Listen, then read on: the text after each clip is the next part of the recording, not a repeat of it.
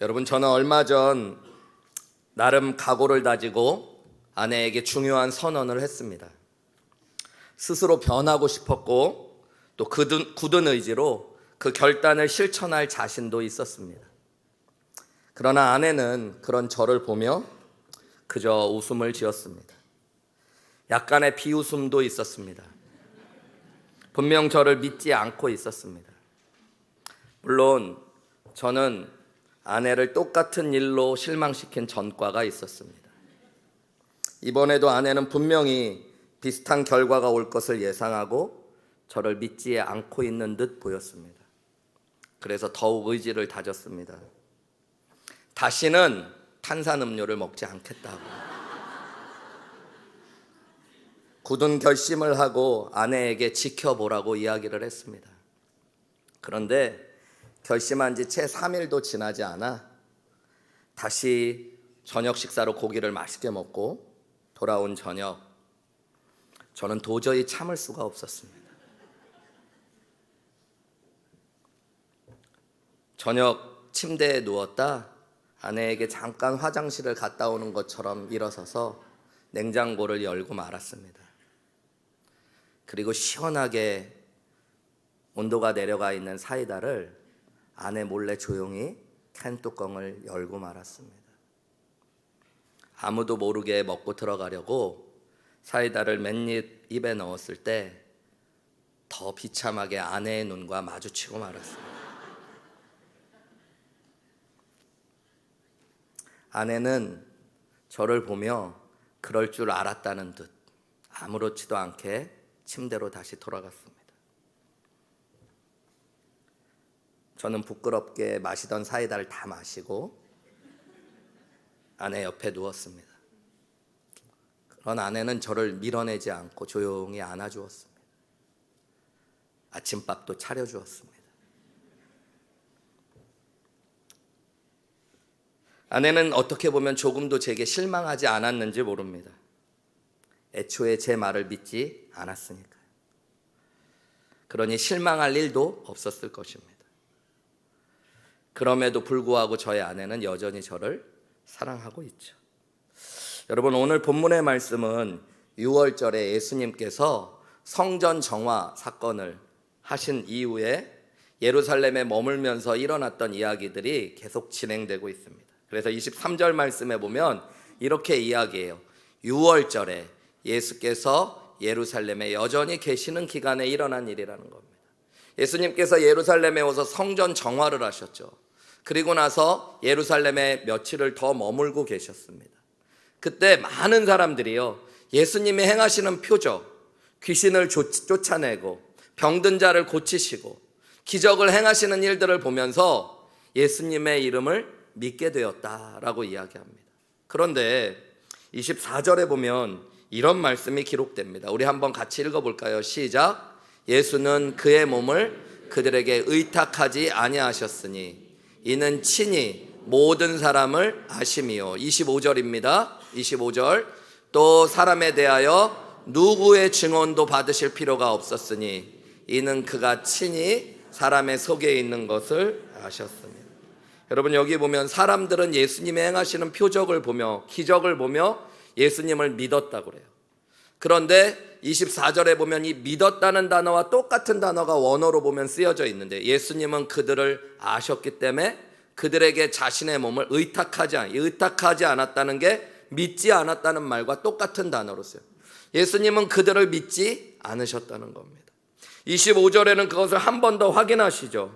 사람에 대하여 누구의 증언도 받으실 필요가 없었으니 그가 친히 사람의 속에 있는 것을 아셨습니다. 이 짧은 본문에 2번 반복되는 중요한 말이 있어요. 그게 뭐냐면 예수님은 아셨다는 겁니다. 뭘 아셨대요? 사람들을 아셨고 사람들의 내면에 있는 것을 아셨다는 겁니다. 그래서 예수님은 어떻게 하셨대요? 사람들을 믿지 않으셨대요.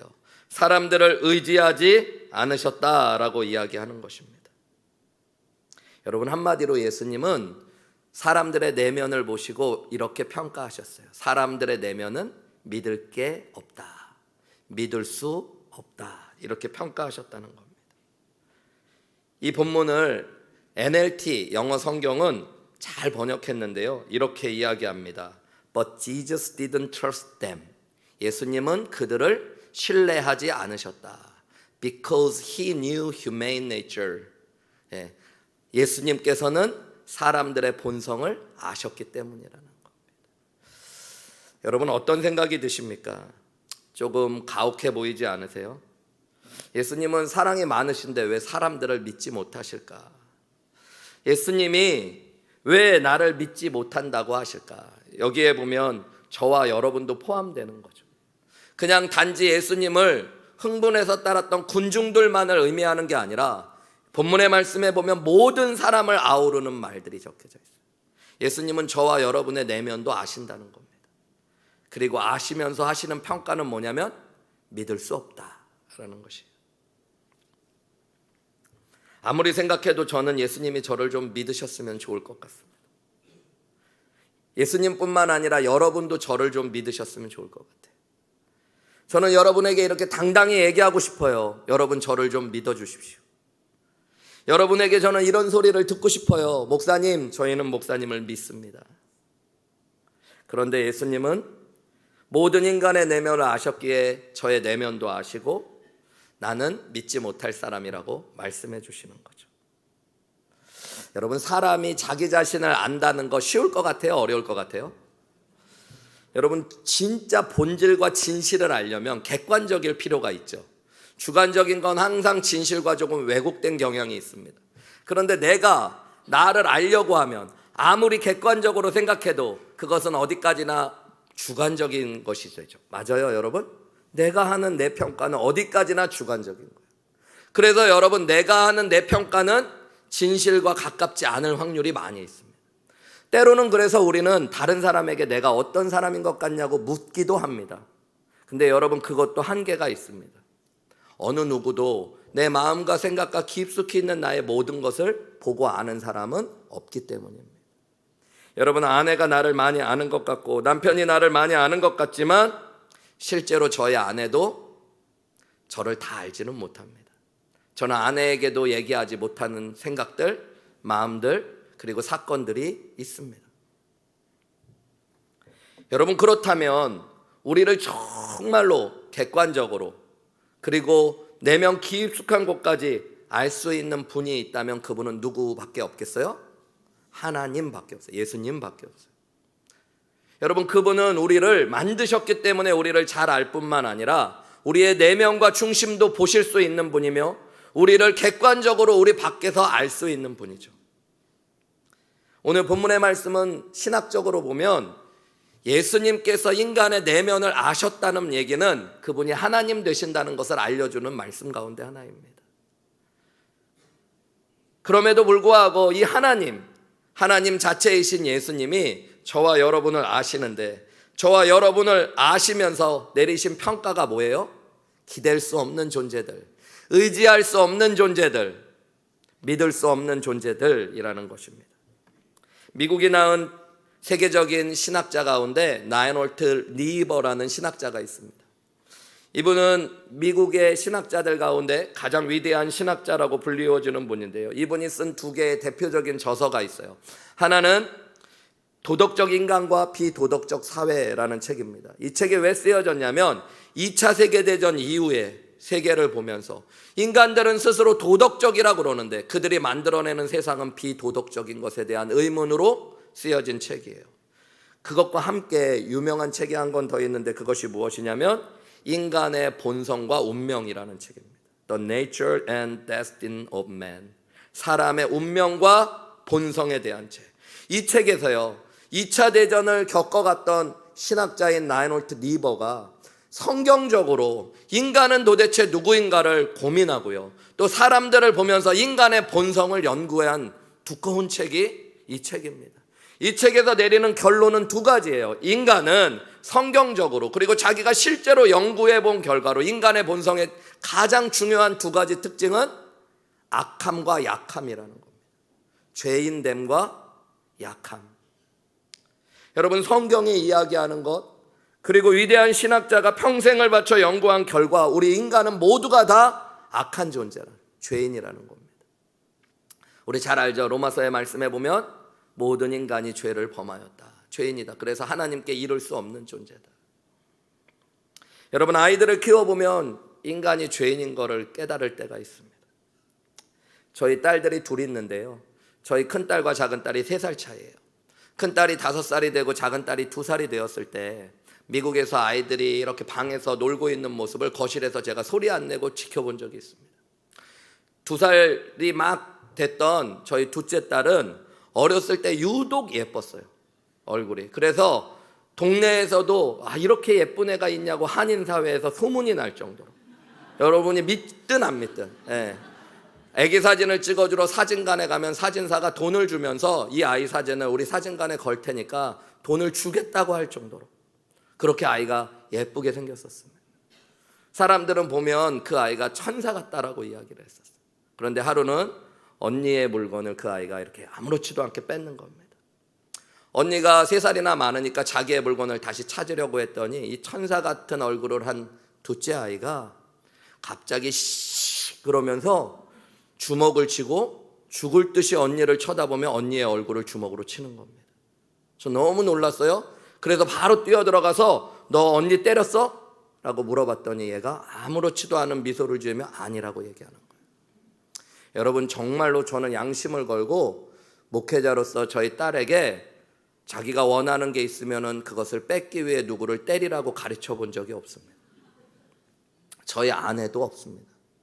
그런데 아이는 본성적으로 그 일을 하고 있었어요. 저는 정말로 한 번도 우리 딸에게 누군가 너의 잘못을 지적하거든 아니라고 잡아떼라고 가르친 적이 없었습니다. 그런데 이 아이가 아무렇지도 않게 거짓말을 하는 거예요. 여러분, 인간은 왜 그럴까요? 선한 것은 아무리 가르쳐도 잘 못합니다. 나눠주고 살아라, 양보하고 살아라, 사랑하며 살아라. 그거는 가르쳐줘도 잘 안 돼요. 그런데 여러분, 나쁜 것은 안 가르쳐줘도 잘해요. 왜 그럴까요? 인간이 악하기 때문입니다. 죄인이기 때문이라. 아니, 솔직히 아이들을 관찰할 필요도 없습니다. 저 자신을 정직하고 솔직하게 들여다보면 알게 됩니다. 제가 죄인이라는 것을, 내 안에 악한 본성이 있다는 걸 저는 목회자인 저로서도 너무너무 잘 알고 있습니다. 저는 솔직하게 사랑하기보다는 여러분, 질투하고 미워하기를 좋아할 때가 많습니다. 부지런하기보다는 게으르기를 원할 때도 많고, 정직보다는 거짓이 쉽고, 절제보다는 욕망과 욕심을 따르는 것이 훨씬 더 쉬울 때가 많습니다. 왜 그럴까요? 나이가 적어서요? 여러분, 배운 게 적어서요? 기도가 부족해서요? 아니요, 제가 악하기 때문입니다. 우리가 예수님을 믿고 그 은혜로 용서를 받고 새 사람이 되었다고 하지만 여전히 우리 안에는 여러분 죄성이라는 게 있어요. 감추고 가리지라도 여러분, 성경은 분명히 이야기하고 있어요. 우리 안에는 본성적으로 죄가 있다고. 여러분, 그래서 사실은 예수 믿는 사람이 왜 저래? 목사가 왜 저래? 집사가 왜 저래? 장로가 왜 저래? 그런 질문을 하는 것 이해는 되지만 어리석은 질문입니다. 인간은 모두가 다 죄인입니다. 그래서 예수님은 그것을 아셨고 인간을 믿을 수 없다라고 말씀하시는 거죠. 둘째로 여러분, 인간은 연약한 존재라는 거예요. 여러분, 예수님도 우리의 연약함을 잘 알고 계셨습니다. 성경은 하나님이 인간을 흙으로 지으셨다고 그래요. 그래서 비유적으로 인간을 질그릇에 비유합니다. 이 질그릇은 유대인들이 생각할 때 가장 볼품없고 연약한 그릇의 상징입니다. 인간은 볼품없을 뿐만 아니라 여러분, 실제로 부서지기 쉬운 연약한 존재입니다. 우리의 육신도 참 연약하죠. 대단한 것처럼 있지만 작은 혈관 하나만 터져도 우리는 일어나지 못하고 제대로 활동하지 못하는 연약한 존재들. 세월의 흔적 앞에서 육신은 결국 허물어져 가고 쇠퇴해져 가기만 합니다. 여러분, 우리의 육신만 연약한 것이 아니라 우리의 마음의 결심과 또 생각도 연약합니다. 예수님의 은혜가 깨달아지고 내 안에 믿음이 있는 것 같이 느껴질 때는 세상을 삼킬 것처럼 이야기하지만 그것이 결코 오래가지 않습니다. 왜요? 우리가 연약하기 때문입니다. 여러분, 그래서 우리 모두에게는 약한 부분이 있어요.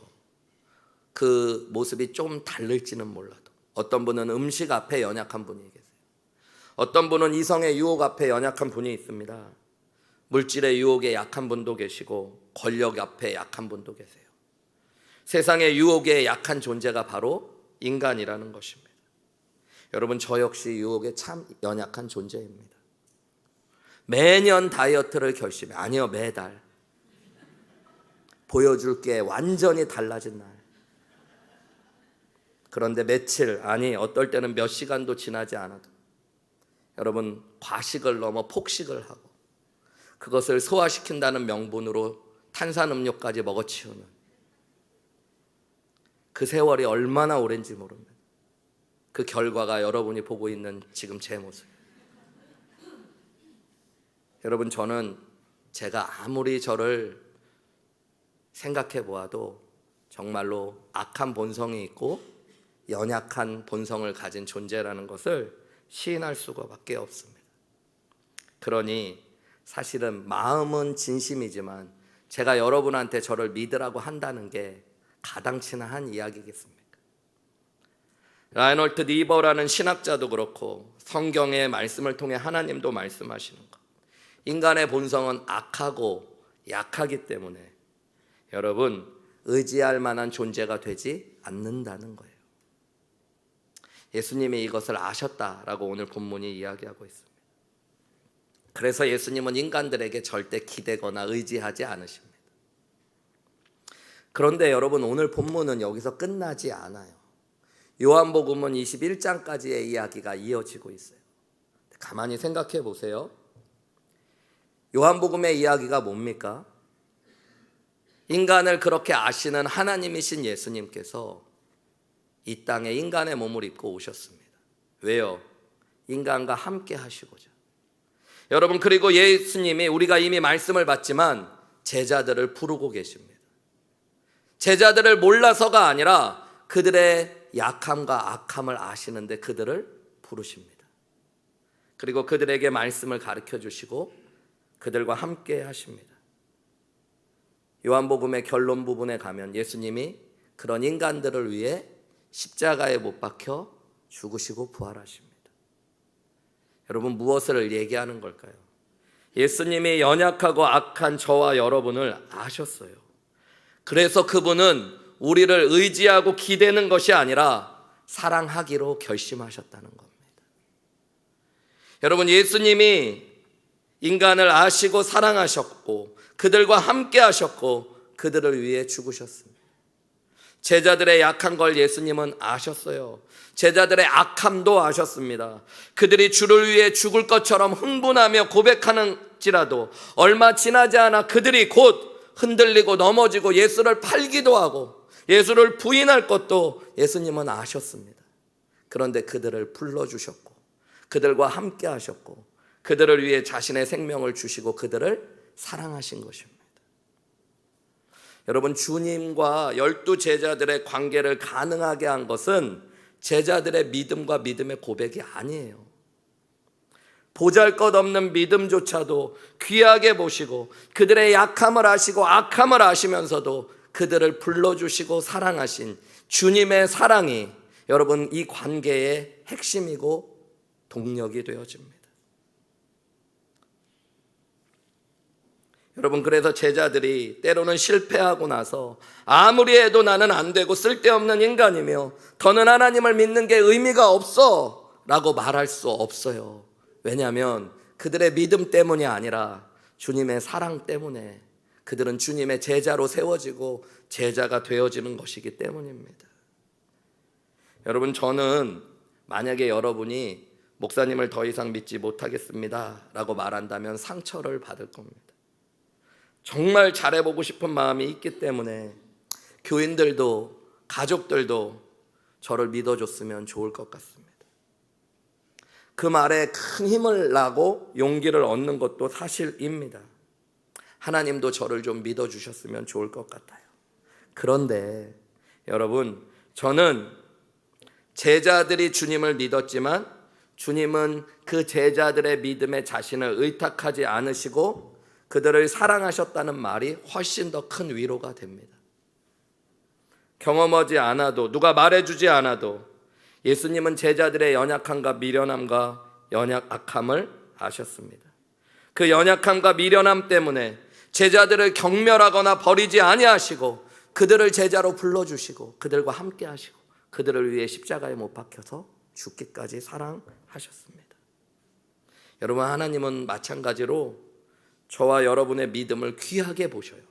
그리고 때로는 작은 우리의 헌신에 감동하기도 하십니다.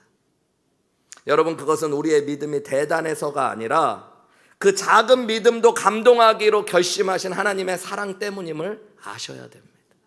근데 우리는 그걸 모르고 우리가 대단하고 큰 일을 한 것처럼 우쭐할 때가 있어요. 여러분, 근데 아셔야 돼요.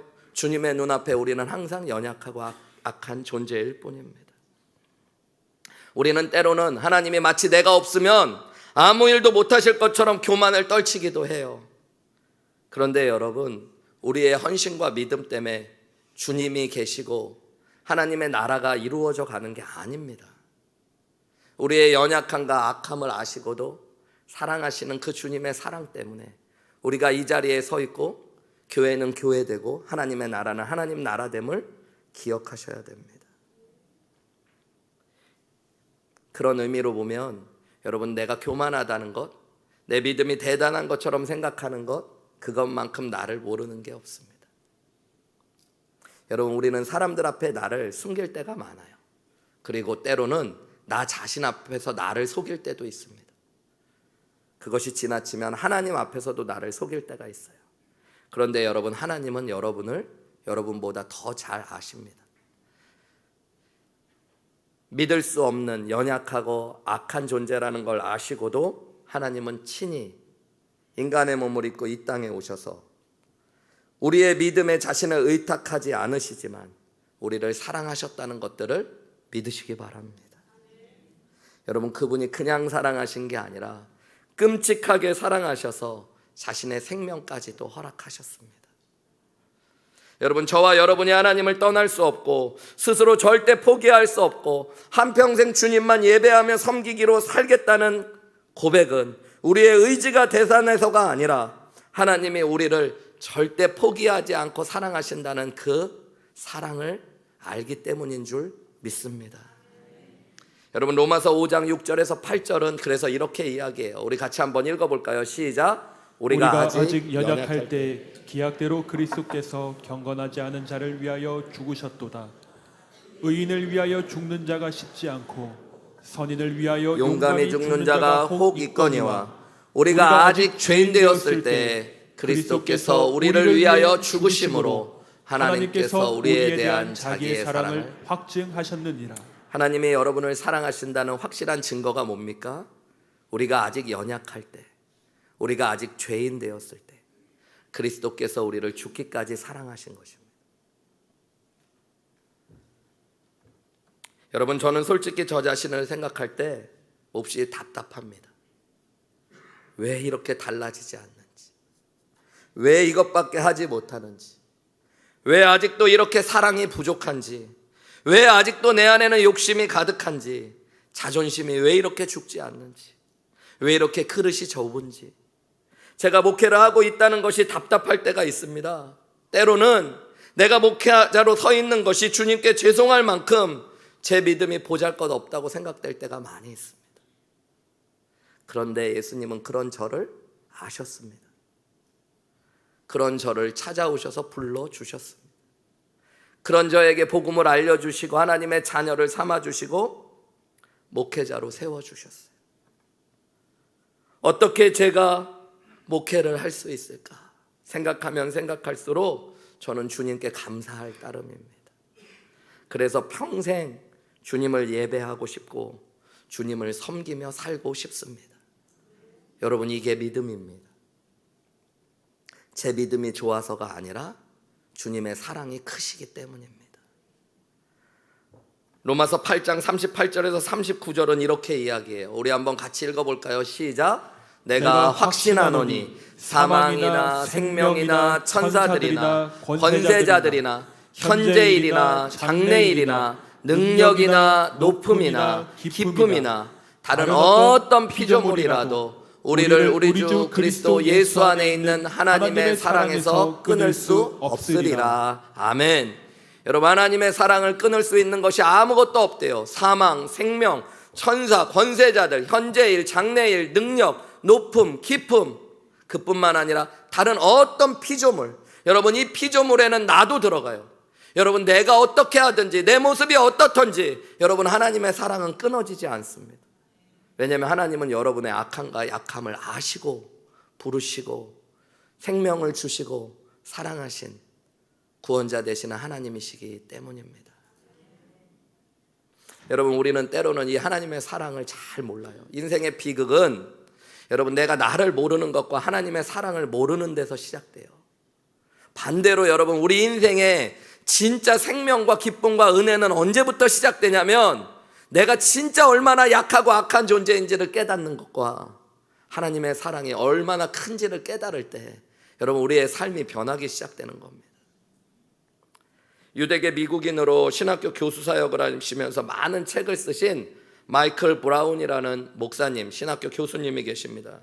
이분이 예수님을 믿기 전에 그냥 유대인 미국 사람이었어요. 심지어 마약도 많이 하고 록 밴드의 가수가 되기 위해서 그냥 밴드 활동도 열심히 하고 막 그랬던 분이에요. 그랬던 분이 중학교 시절, 청소년 시절 친구의 전도로 오순절교회, 순복음교회에서 예수님을 경험하고 믿고 구원받게 되시고 나중에 이제 기독교인이 되어서 신학교 교수까지 되십니다. 이분이 아버지의 마음, 하나님의 마음을 깨달았던 사건 하나를 하나님의 은혜는 그렇게 이야기하지 않는다라는 책에서 이렇게 이야기해요. 이분이 구원받고 나서 예수님 영접하고 하나님의 자녀가 되고 며칠 안 되었을 때 아버지가 갑자기 부엌에서 이렇게 질문을 하셨어요. 너 몇 달 전에 돈 훔친 거 너 아니야? 이렇게 물어봤어요. 몇 달 전에 아버지의 지갑에 있는 돈이 없어지는 일이 있었어요. 그런데 이것을 훔친 사람은 바로 마이클 브라운, 이 어린 목사님의 어린 시절 이분이 돈을 훔친 거예요. 이분의 고백으로는 한 번 훔친 것만이 아니라 사실은 여러 번 훔치기도 했어요. 그런데 아버지의 돈을 한 번은 많이 훔치면서 자기가 꾀를 내가지고 어떻게 했냐면 미국에는 일반 개인주택들에는 현관문도 있지만 부엌과 연결되어 있는 항상 뒷문이 존재하거든요. 이 뒷문의 도어를 자기가 부숴버렸어요. 그리고 누군가 침입해서 아버지의 돈을 훔친 것처럼, 그리고 아마도 내 친구들 중에 누군가가 우리 집에 왔다가 아버지 지갑 있는 거 보고 그것을 훔친 것 같다라고까지도 이야기를 했습니다. 그때 아버지는 아무 말씀 안 하고 그 벌로 다시는 친구들을 데려오지 말라고만 이야기했었어요. 그런데 갑자기 아버지가 몇 달이 지나고 나서 자신이 예수님을 믿고 났는데 아버지는 예수님을 아직 믿지도 않으세요. 그런데 그분이 이렇게 물어보신 거예요. 너 몇 달 전에 돈 훔친 거 네가 아니냐? 그때 자기는 본능적으로 무슨 얘기를 하냐고 아버지한테 화를 내요. 내가 아니라고 몇 번을 말씀드리냐고. 그리고 자신의 방 2층으로 뛰어 올라갔다고 합니다. 그런데 그 순간 너무 비참한 마음이 들었대요. 성령님이 자신을 책망하신다고 느껴졌대요. 더 이상 거짓말하면 안 되겠다는 마음으로 성령님께 죄를 고백하며 회개하는 기도를 했대요. 하나님, 제가 도둑질도 했고 거짓말도 했습니다. 한참을 눈물을 흘리며 기도하는데 성령님의 책망이 사라지니까 이런 생각이 들었다고 해요. 주님께 용서를 구했으니 그걸로 충분하지 않을까? 아버지께 말씀드리지 않아도 될 거야. 그때 성령께서 다시 거룩한 부담을 주시더래요. 심장이 찔리는 것 같이 아파서 주님께 기도했대요. 주님, 솔직하게 다 말씀드리겠습니다. 부엌으로 다시 내려갔어요. 그리고 아버지에게 잘못했다고 이야기하면서 눈물을 흘리고 용서를 구했다고. 한 번만 용서해 주세요.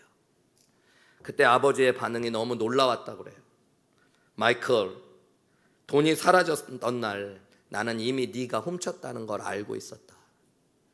그리고 나는 이미 그때 너를 용서했다. 그래서 아버지는 지금 용서할 필요가 없다. 아버지가 정말로 힘들고 마음이 아팠던 것은 네가 돈을 훔쳤다는 게 아니란다. 네가 돈이 필요할 때 나에게 찾아오지 않은 것이 내 마음을 아프게 했고, 훔친 뒤에도 나에게 용서를 구하러 오지 않는 네가, 내 사랑을 알지도 못하고 믿지도 못하는 네가 아빠의 마음을 아프게 한 거란다. 여러분, 이 이야기를 통해 이 마이클 브라운이라는 분은 진짜 하나님의 사랑을 깨닫게 되고 하나님의 용서를 생각할 때마다 이 마음을 잊지 않았다 그래요. 여러분, 예수님이 우리가 대단해서 우리를 사랑하시는 게 아닙니다. 우리가 되게 정직하고 선하기 때문에 우리를 사랑하시는 게 아닙니다. 여러분, 도리어 예수님은 우리의 약함을 아시고 우리의 악함을 아셔서 우리를 의지할 존재가 아니라는 걸 아시면서도 우리를 죽기까지 사랑하셨다는 것, 여러분, 그게 복음인 줄 믿으시기 바랍니다. 제가 미러키에서 목회할 때 그 지역은 미국에서 가장 추운 지역 중에 하나입니다. 겨울도 길고 눈도 너무너무 많이 오는 곳이에요. 겨울이 되면은 아이들과 해도 일찍 지고 할 것이 없어서 집에서 20-30분 거리에도 스키장들이 많이 있어서 아이들을 데리고 가끔 스키를 타러 운동을 시키러 갔던 적이 있었습니다. 제가 아이들과 아내에게도 스키를 가르쳐주고 가족들과 스키를 타는 게 저에게는 즐거운 일상 중에 하나였어요. 한 번은 아주 가까운 가족과 함께 약속을 잡고 3시간 정도 떨어진 더 크고 멋진 스키장에 토요일 날 아침 일찍 가서 하루 종일 놀기로 계획을 하고 주일이 내일임에도 불구하고 가족들과 함께 두 가정이 스키장에 놀러를 갔습니다. 저는 주로 보드를 타는데요. 그날도 너무 보드를 타는 게 너무너무 기분이 좋고 행복한 거예요. 아이들도 재미있어하고. 보통은 제가 저희 딸들 뒤에서 내려가는 것을 지켜보면서 도와주곤 했는데 옆에 있는 분과 얘기를 하다가 조금 늦었는데 저희 큰애가 먼저 이렇게 내려간 거예요. 그때 저희 큰애가 한 초등학교 4학년 정도 됐을 텐데. 그런데 얼마 지나지 않아 아이 비명소리가 들리는 겁니다. 무슨 일이 벌어진 것 같아서 빨리 슬로프를 내려가는데 보니까 아이가 보이지 않아요. 그런데 사람들이 놀라서 모여 있는 겁니다. 거기 가봤더니 스키 슬로프를 벗어나서 아이가 잘못된 숲속으로 길이 들어가다가 자기도 놀라니까 자기 스스로 넘어지려고 몸을 뒤로 눕혔는데 나무를 이렇게 잘라놓은 밑둥들이 이렇게 올라와 있었는데 거기에 아이가 등부터 찢어지면서 옷도 찢어지고 피도 나고 나중에 보니까 이 날개뼈가 아예 부러져 버렸었어요. 아이가 너무 놀라서 아파하고 괴로워하고 있었기 때문에 아이의 이렇게 스키 장비들을 다 풀어주고 아이를 데리고 내려왔습니다. 그리고 보니까 팔도 못 움직이고 대충 지나갈 일이 아닌 것 같아요. 그래서 병원들 토요일이었는데 응급실을 연 데가 어딘지 빨리빨리 가까운 데 병원이 어딘지 또 전화도 해보고 너무 스키장 가까운 곳은 제가 병원을 오기 힘드니까 최대한 빨리 가면서 제가 갈 수 있는 저희 집 가까운 데 병원을 알아보고 있었고 또 아내와 둘째 아이에게는 지금 빨리 병원에 가니까 너는 우리 같이 온 가정을 따라서 나중에 집에 오라고 그러고 같이 간 가정에겐 미안하다고 하면서 가는데 제 얼굴이 너무너무 굳어져 있었어요. 제가 굳었던 이유는 뭘 때문일까요? 우리 아이가 다친 것에 대한 속상함 때문이고 제가 또 아이 바로 옆에 있어주지 못한 것에 대한 미안함 때문이었어요. 표정이 웃을 수도 없고 제 표정이 더 무뚝뚝하고 화가 난 표정처럼 보였던 것 같아요. 한참을 이제 막 차를 진짜 정신없이 과속으로 몰고 병원에 도착해가지고 아이와 함께 병원에 들어가는데 아이가 쭈뼛쭈뼛하면서 이런 얘기를 하는 거예요. 아빠 정말 미안해요. 얘가 다쳤는데 미안할 이유가 없잖아요. 지금 아픈데. 근데 저한테 미안하다는 거예요. 그래서 왜 네가 미안하니? 그랬더니 아빠를 실망시켜서 미안해요. 이렇게 얘기하고 아빠 화나게 해서 미안해요. 그러는 거예요. 왜 뭐가 아빠 화 안 났어? 아빠 지금 화난 거 아니야. 속상해서 그런 거야. 근데 아이는 이렇게 이야기하는 거예요. 아빠 오늘 오래간만에 좋은 친구들, 좋은 가족들과 함께 스키 타고 재밌게 놀려고 그랬는데 저 때문에 일찍 내려와서 화나셨잖아요. 여러분 제가 그때 얼마나 울었는지 몰라요. 아이가 나를 정말 모르는구나. 아빠 그런 거 아니야. 아빠는 스키 안 타도 되고 그런 것 때문이 아니라 너 때문에 네가 지금 아파서 네가 지금 힘들어서 그것 때문에 아빠는 지금 마음이 아픈 거야. 여러분 우리가 신앙생활하면서 이럴 때가 많아요. 여러분 우리가 때로는 연약하고 실수하고 죄를 범했을 때 하나님이 나한테 화를 내신다고 착각할 때가 있습니다. 그런데 여러분 하나님은 나한테 화를 내시는 게 아니라 우리를 다치게 한 죄에 대해 분노하고 계시고, 우리가 죄를 지은 모습을 보며 아파하시고 안타까워하고 계시는 분이라는 걸 여러분 기억하셔야 됩니다. 여러분, 우리는 때로는 내 연약함과 죄악된 모습에 하나님이 화가 나시고 하나님을 실망시켜 드려서 하나님이 나를 싫어하실 거라고까지도 생각해요. 여러분, 그것은 어리석은 생각이에요. 예수님은 여러분의 약함과 악함을 아셨고, 그럼에도 불구하고 우리를 사랑하셔서 인간의 몸을 입고 이 땅에 오셨고, 우리와 함께 하셨고, 여러분을 불러주셨고, 여러분을 위해 자신의 생명까지도 주셨다는 것들을 믿으실 수 있는 귀한 은혜가 있으시기를 주님의 이름으로 축원합니다. 여러분, 이 은혜를 깨달으면 신앙이 주의 날개 아래 거하는 것처럼 평안함과 기쁨으로 넘치기 시작합니다. 주님이 나를 아시고 사랑했기에 절대 나를 포기하지 않고 나에게 실망하지 않을 것을 믿게 되는 거예요. 그분은 여전히 여러분을 사랑하시고 지금도 사랑하시며 지금도 저를 통해 여러분에게 말씀하시는 줄 믿습니다. 내가 믿고 기댈 수 없는 약하고 악한 존재라는 것을 주님은 아시고도 나를 사랑하셨고, 나를 찾아오셨고, 나와 함께 하시고, 나를 위해 죽으시고 부활하신 하나님의 아들이심을 여러분 반드시 믿으시고, 그 주님 안에서 주님을 누리시고 경험하시는 저와 여러분들이 되시기를 주님의 이름으로 축원합니다. 우리 이 시간에 함께 기도했으면 좋겠어요. 여러분, 주님 앞에 기도할 때 이렇게 한번 고백해 주시면 좋을 것 같아요. 하나님, 저를 아십니다. 저의 악함도 아시고 저의 약함도 아십니다. 제가 믿을 수 없고 기댈 수 없는 존재라는 것들을 아시고, 그럼에도 불구하고 기댈 수 있는 사랑이 필요함을 아십니다. 그래서 예수님이 그 사랑이 되어 주셨습니다. 나를 불러주셨고 나와 함께 하시고 나를 위해 십자가에 못 박혀 죽기까지 사랑하신 그 주님의 사랑을 내가 의지하고 기댑니다. 주님, 그 사랑으로 나를 충만케 하여 주옵소서. 그 사랑을 정말로 깨닫고 알고 믿고 누리며 살게 하여 달라고 우리 한 목소리로 주님 앞에 기도하며 고백하며 나아가시겠습니다. 기도하시겠습니다.